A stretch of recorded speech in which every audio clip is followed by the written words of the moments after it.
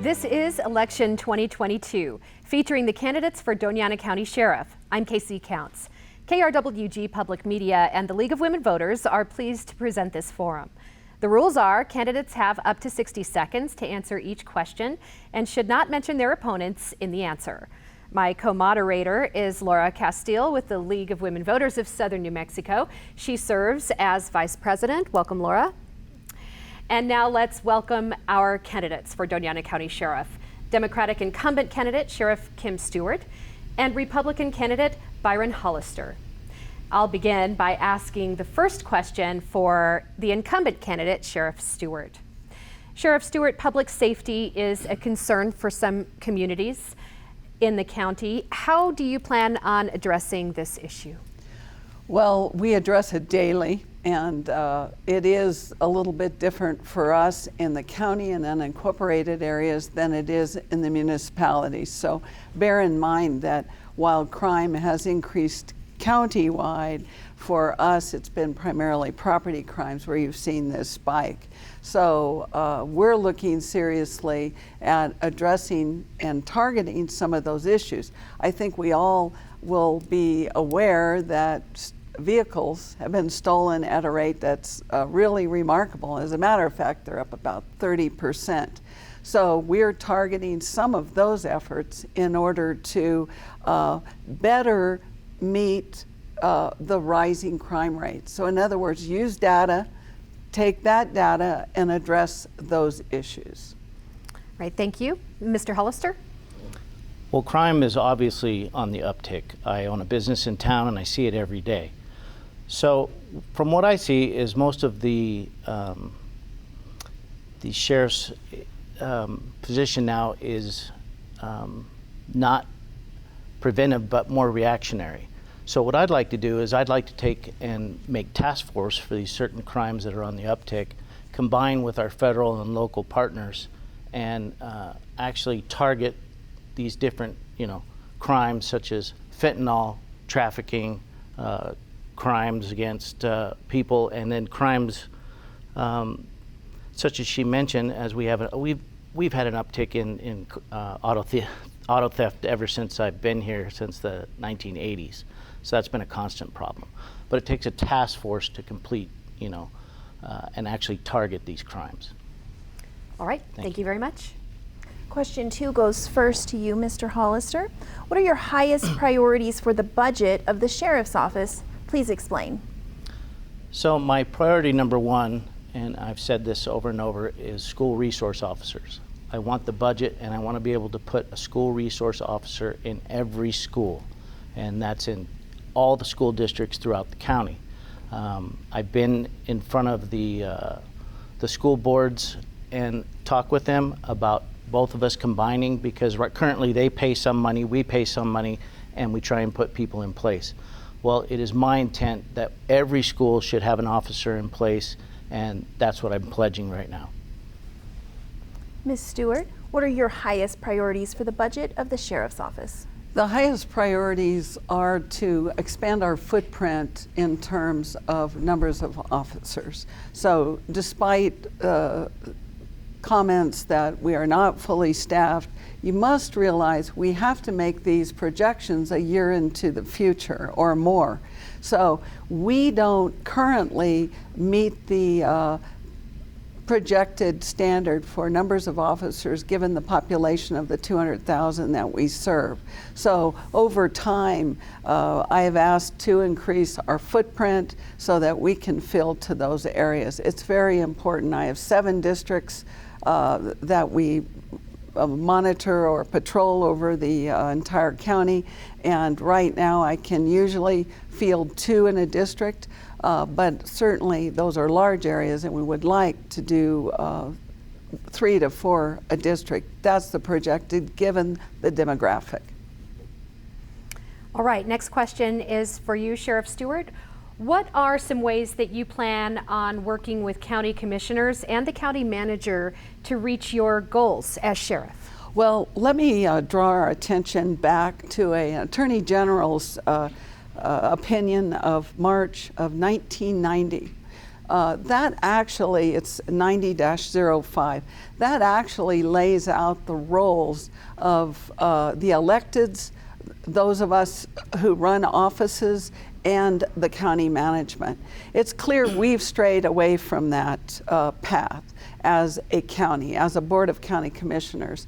And let's define those roles. Let's revisit that Attorney General's opinion so that not only myself, but elected officials can be in charge, truly in charge of our offices in terms of hiring personnel, in terms of establishing our mission, our goals, and so forth. It's very important. It does not occur right now. And by the way, it hasn't occurred for many years. This is something going forward I think would be a gift. All right, thank you. And same question to you, Mr. Hollister. So going forward and working with these people, she's exactly right. We have to expand the footprint and get more officers in. But the way to do that is to fill the positions we have. Currently, there are 45 open positions, 27 which are law enforcement, and the rest are admin. It's a mixture of deputies, lieutenants, detectives, and some court security officers. So it seems like the commissioners and the county manager is willing to work with us and expand upon that, but they want those positions filled first. So that's a major priority, is to start right now recruiting people and getting them in those positions in order to lay the basis for us to expand. Okay, thank you very much. Okay, question 4 goes first to you, Mr. Hollister. How do you think the Sheriff's Office can help strengthen recruitment and retention of qualified staff? So recently there was a grant, state grant, and people applied for it throughout the different entities, and different entities were awarded money, one of which was the LCPD, which got between $8 and $9 million, and it was for recruiting and retainment. Our current sheriff administration did not apply for this grant, and now they have a second opportunity because they only used $41.5 million, so there's $8.5 million left out there, which I think you have till the end of this month in order to reapply, but that will be divided now amongst the people who apply. So I think we missed out on that because we would have got between $5 and $6 million if we would have applied in the first one and not waited to apply for the second one. But that goes a long way. If you just divide it by 130, it's $38,000 a deputy. But you wouldn't use it that way. You would have to somehow figure out how much for recruitment and how much for new recruits. That's time, thank you. Sheriff Stewart, same question to you. Well, recruitment is an issue all the way from the U.S. military to departments across the country. So we're all really looking for this similar type of applicants. And when I got into office in 2019, I did get a line item for incentives so that someone signing on as a recruit could be available, or monies would be available up to $3,000. That just isn't competitive. You look at some of the departments in the southeast of New Mexico, and they're paying huge amounts for incentives to join with them. So as of just last week, we've been working for 2 months now to put together an incentive package. Recruits can get up to $20,000 to sign on with us. Laterals can get $10,000 to come on board. This recruitment is part of the governor's House Bill 68, which, if you look at that, has incentives as well. Thank you very much. And our next question, Sheriff Stewart, goes to you first. Some have voiced concern about school safety and a lack of school resource officers. This was touched on earlier. What are your thoughts on addressing this issue? Well, the comment about putting one person in one school to me is unacceptable. Because, for instance, let's look at a district in the south of the county. They have 26 schools. So for us to choose one location, to me, is a disservice to a lot of those other schools. So we formulated a plan to put in 26 officers who are essentially the same as my court security officers. And with that, we presented that to the district. They were very much in favor of it. It is the county that has blocked that effort because our legal authority believes that the liability that comes with putting school resources officers into these schools is too dramatically large. It would increase our premium. All right, thank you. And you can expand your thoughts on school resource officers, Mr. Hollister. So right now, one is better than nothing. And in some schools, we have nothing. And so my pledge is to put one in every school at least. And some of the bigger schools, such as high schools, they should obviously have 2 or 3 because there's more students and more ground to cover. So yes, I believe in the SRO system. I also believe in what's called the Overwatch system, and that's hiring veterans to go around the outside of the school to try and stop the threat before it enters the school. And I also believe that we should go to our governor and receive funds to kind of tighten up on the security in the schools that already exist with fences and things, so we can control the flow of traffic and who comes in from the outside. All right, thank you very much. Mr. Hollister, you can expand somewhat on what you were just saying with this next question. At least one school district in the county is recruiting parents to patrol schools to provide school safety. Do you have any concerns about this technique? Well, if parents want to volunteer their time, but they've got to have some sort of curriculum to go by. You just can't have somebody in there willy-nilly doing anything they want. There has to be an established curriculum that they go through, and perhaps they go into a reserve deputy type status where they would be able to patrol, but obviously a parent without a firearm would not get involved in certain situations. I think that's a great thing, but if we have police officers there that are actual officers, I think that's the absolute answer to protect our kids, because it's our kids. You'd think that would be our first priority. Thank you. Sheriff Stewart, same question for you. Well, we do have an obligation to protect all of those, to provide security to all of those people in our jurisdiction. So obviously there have to be some priorities that are established through funding, through various budgetary obligations. In terms of that particular program, that's up to that district if they deem those folks to fit their parameters and to be valuable, primarily probably as witnesses or just visual deterrence. I have no objection to it. Let me also say that school resource officers in the state of New Mexico, actually, if they're deemed school resource officers, there are actually extensive training that goes into that position beyond even what a law enforcement officer in the state of New Mexico undergoes. Mainly because we're not trained to deal with, for instance, children with disabilities. Thank you. All right, Sheriff Stewart, our next question is, how do you think the Sheriff's Office can best address gun violence? I think our obligation is as often as possible to file with the federal government through the U.S. Attorney in terms of gun violations. Their bite is a lot stronger than the state bite on guns. So it's important that in cases where we can, say, felons with a gun or felons with ammunition, where we can actually make a case, even if it's peripheral or collateral to another larger case, we file with the feds in order to get that through. And by the way, our partners in that effort with ATF have been terrific to help us. They respond at any time to make those charges. I think that helps. Lock your cars, please. If you leave your gun in your car unlocked, you're arming us. Right, that's time, thank you. Mr. Hollister, same question to you. So being a former Fed, I absolutely agree with her, because when the judge comes time to sentence them, they have strict guidelines that they have to follow. There is a high and a low, but at least there's a guideline they go by.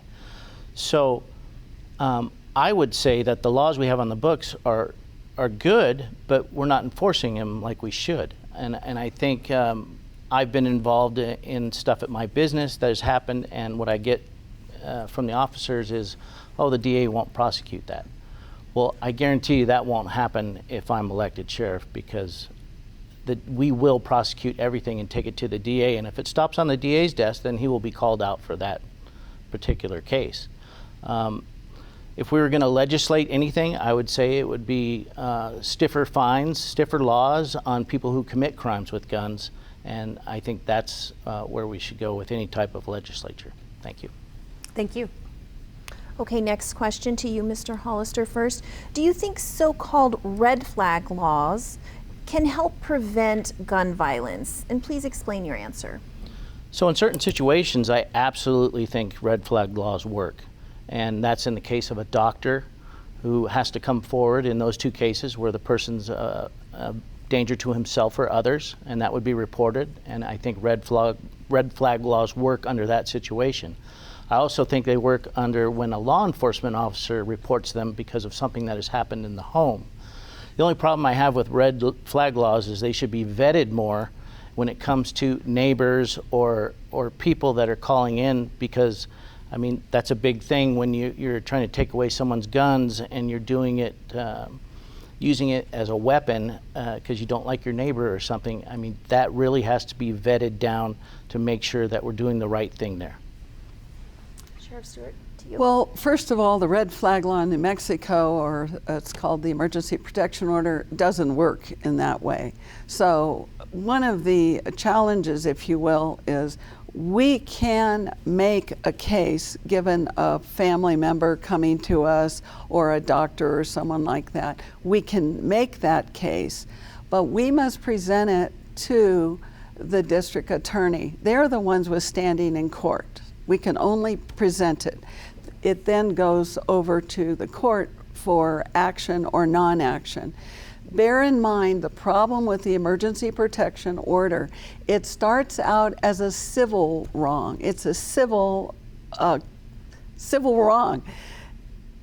It's only at a certain point that it becomes criminal. So our challenge with red flag in this state, in my opinion, is it's calling on us to work in an area we're not generally able to. Thank you. And next question back to you, Sheriff Stewart. Along the same lines, what gun laws would you support, if any? Well, I think that gun laws, my real interest, especially into the next term, parents need to be held accountable for gun safety at home. So if their children use a gun that they've obtained out of their home that has been unsecured, parents should be held accountable for that. You know, like many of us, we've been around guns forever, and I hear a lot of people saying, I've trained my children how to handle guns and operate guns and gun safety. Well, maybe if that were the case, we wouldn't quite have so many of these where 14-year-olds are showing up at school with guns. They're getting them somewhere. And I mentioned earlier the fact that I think stealing a gun out of an unlocked car, there ought to be something about securing that vehicle to prevent arming people. All right, thank you. Mr. Hollister, same question to you. Well, I agree with everything she said, but what I'd like to add to that is I believe deterrence is still the best method. And I think we should lobby our legislators to make fines stiffer and more time in jail for people who do use a weapon and do use it in a crime. I think that's the only way that we can deter how much crime is going on and separate the people that you know, are just using their Second Amendment and those people that are committing crimes using weapons. Thank you. Okay, thank you very much. Next question to you, Mr. Hollister first. What are your thoughts about the Sheriff's Office being involved in federal immigration operations? Well, what I think you're referring to is Stone Garden. I don't believe the Sheriff's Office has any place in immigration at all, as far as stopping people and asking them where they're from or anything like that. We don't have that in our scope. But our scope can be, like with the Stone Garden grant, is going down south and trying to prevent the entry of fentanyl and trafficking into our county. So in that case, I would say yes, we work with the Border Patrol in that capacity, but in no way, shape, or form do we do anything have anything to do with whether they're from the United States or from Mexico or any other country that's entering. Thank you. Thank you. Sheriff Stewart? Well, I'm proud to say that in the last 2 years, we have come upon numerous stash homes, houses with people undocumented being held against their will or being forced into some type of serfdom in stores and areas across the country. So I am going to tell you that it doesn't take a grant to do our job. We certainly move towards narcotics trafficking in a very assertive way. We do that through our Metro agents. That is an organization that is between the city of Las Cruces and us. It's been in operation since the 90s. It is 70% of their effort is focused here. So there's the drug suppression act part of this process. Beyond that, let's look at human trafficking seriously. Sorry, that's time. And Sheriff Stewart, the next question will come back to you. Do you think there are ways the Sheriff's Office might be able to improve communication and coordination with other law enforcement agencies in our state and at the federal level?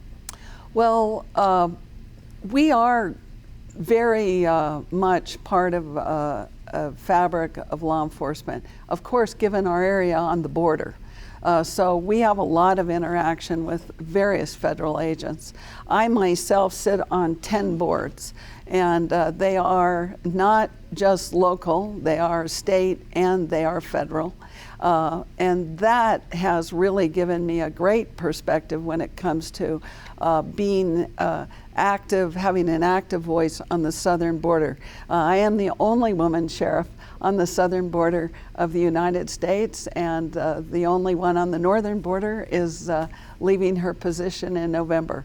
So we have kind of a unique voice, we have a unique perspective, and I think it's a matter of awareness. We need to know what is happening where and then focus. All right, thank you, Mr. Hollister. Same question to you. So I would say that's right down my lane. I mean, I used to be the commander of task forces, and I have those connections. We would send somebody to the FBI, somebody to the DEA. We would be in constant contact with these people, and we would set certain goals, and we would get the funding, not just from one agency, but from several agencies that would work together.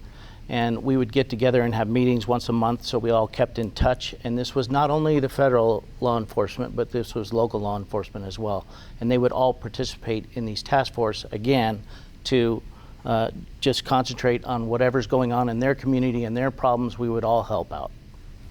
All right, thank you. And Laura, it looks like you have the honors of the last question today. Okay, well, this question sort of expands on what you were just talking about, Mr. Hollister. If available, do you think the county should accept federal grants that aim to provide funds for cooperation and coordination with federal law enforcement? Well, absolutely, and I spoke of one before, which is Stone Garden. I believe HIDA is another one that I would get involved in on the first day if I was elected into office. Stone Garden gives you money for equipment, it gives you money for overtime. There are several other things they provide, and yes, it does take someone to run that grant from cradle to grave, but that's expected. I mean, you're getting unlimited, pretty much unlimited overtime for people to go out and stop that fentanyl from coming in and stop the human trafficking from coming in. HIDA is another grant that you can get into that would probably triple the training budget for the Sheriff's Department. They have a place there where you can have the training. They provide you with a list of trainings that are available, and it's a win-win situation to be involved with both of those grants. Thank you. Thank you. Sheriff Stewart? Well, Metro Narcotics is a recipient of HIDA grants, HIDA funding and HIDA training. We do that now. I don't know what would be any different going forward. Desert Snow is training that is provided at federal expense and available to all of us, that is focused on drug interdiction. Grants, the Stone Garden grant was conceived in the mid-2000s. It has never been reformulated, refocused, expanded upon. And some of these grants, other than just throwing large amounts of money into them, need to be remodeled, brought up to date, essentially. That certainly is the case with Stone Garden. I suspect it will come back at some point where not only myself but other counties on the border will re-enter that program. All right, we'd like to thank you for joining us for our Doña Ana County Sheriff's Candidate Forum. And we want to thank both our candidates, incumbent Democratic candidate Sheriff Kim Stewart and Republican candidate Byron Hollister, for being here. Thank you to our co-moderator, Laura Castille, and the League of Women Voters of Southern New Mexico. I'm Casey Counts, and thank you for joining us. And remember, Election Day is Tuesday, November 8th.